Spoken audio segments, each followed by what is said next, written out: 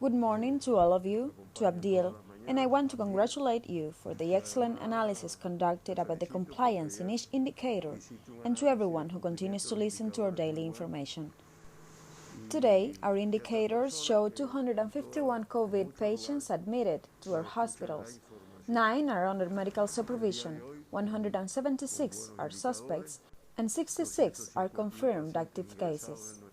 In our primary healthcare system, our professionals and specialists follow up 130 people. Yesterday, we managed to process more than 2,761 samples for diagnosis of COVID-19. At the Molecular Biology Laboratory of Tropical Medicine Institute Pedro Curi, 984. At Havana's, 563. At Hermanos Amejeiras Hospital, 419.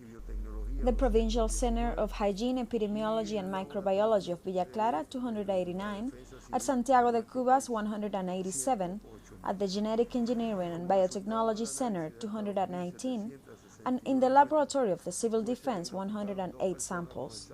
As a result of the analysis of these 2,761 samples, 2 patients have been diagnosed with SARS-CoV-2 and the COVID-19. Thus, Cuba accumulates 217,560 samples studied, and 2,440 people have tested positive if we include the 2 patients diagnosed yesterday. Hence, in our country, 2,440 people have tested positive for the disease. As we always mention, not only in Havana we managed to analyze samples with a figure of 2,139, but also in Mayabeque with 109 processed samples, in Matanzas 81, in Villa Clara 134, in Santiago de Cuba 67, and so forth in each province, in spite of not confirming any case for more than 70 consecutive days.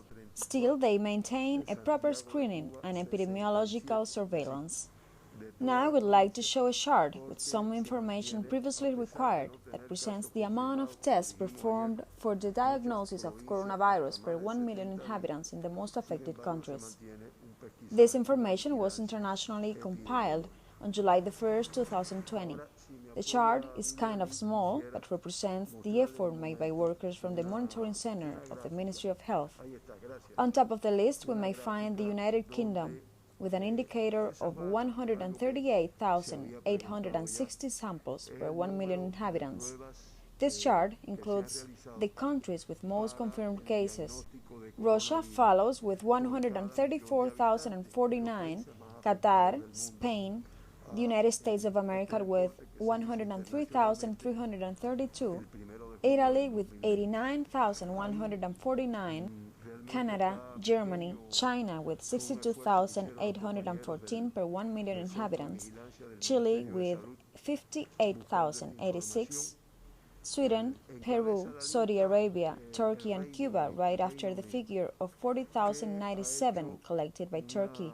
We follow with 35,115 samples per 1 million inhabitants.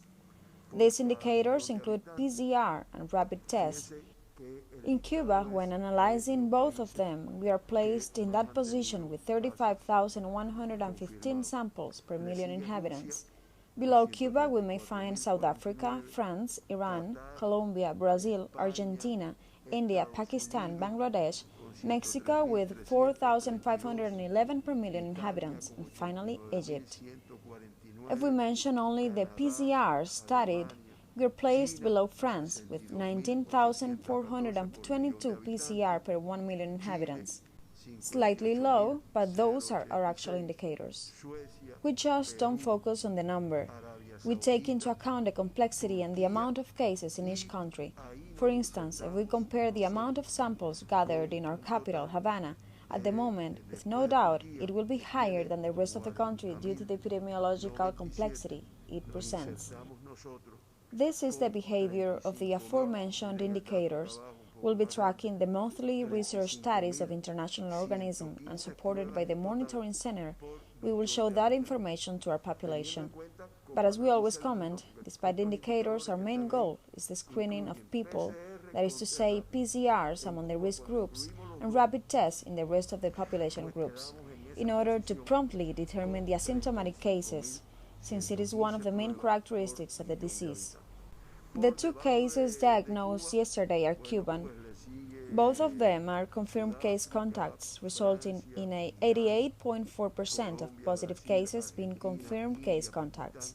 We maintain the figure of 168 people whose sources of infection is abroad, and we keep 111 cases whose source of infection hasn't yet been determined. One is a female and one is a male, which maintains a balance: 49.5% female and 50.5% male. Both cases are asymptomatic, and we always go deeper in this matter since it's a characteristic of the disease that hampers its control. The 54.7% of all confirmed cases in Cuba are asymptomatic.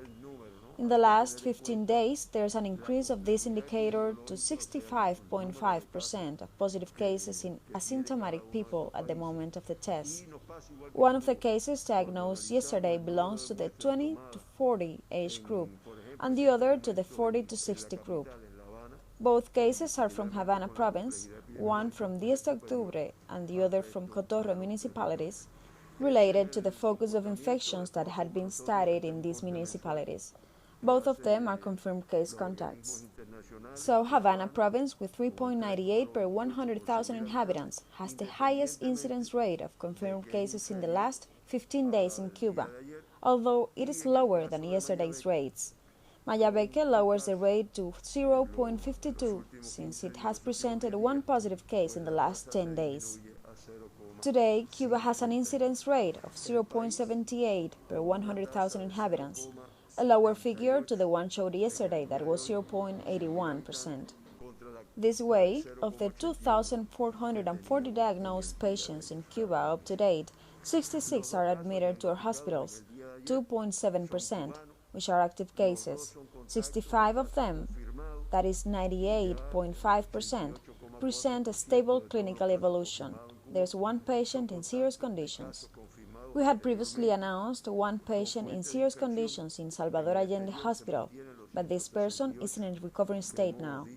However, the new patient was incorporated to the serious condition state only yesterday and is admitted at the military hospital Dr. Luis Diaz Soto, under constant medical supervision for its prompt recovery.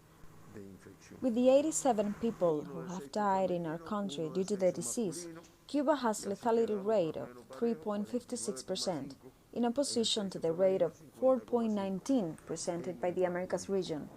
Thus, Cuba occupies the 21st place among the countries of the region and the 107th position in the world, and Lebanon takes Cuba's previous day's place of 106. 2 patients have been evacuated, 8 people have been discharged, which is a favorable indicator, so it's been 2 patients admitted and 8 discharged, a positive balance.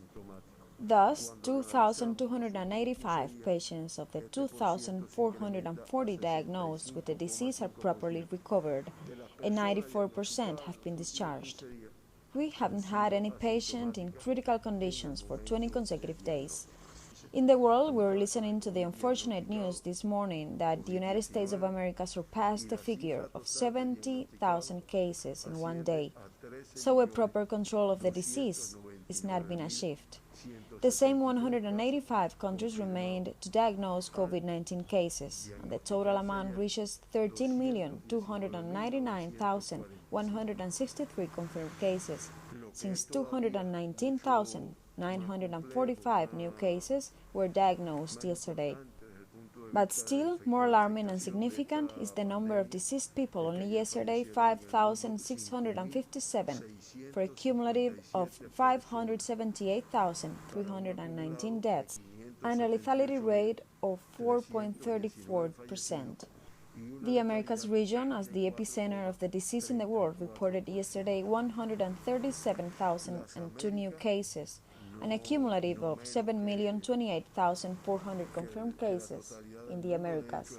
It presents 52.84% of worldwide confirmed cases. 3,690 patients died yesterday and accumulates 294,659 deaths, with a lethality rate of 4.19% in the Americas region, which had been previously compared to Cuba's lethality. Regarding the most affected countries in the world, we have the United States of America on top of the list, with 68,518 new cases in one day, 3,431,574 confirmed cases, and 1,364,466 deceased, a very difficult situation for the United States. Brazil comes in second place, followed by India, Russia, Peru, Chile, and Mexico regarding the amount of people diagnosed with COVID-19. Brazil confirmed 41,857 new cases yesterday and 1,300 deaths, almost twice the amount of deceased in the United States. This is the information we have on the situation of the pandemic in the world.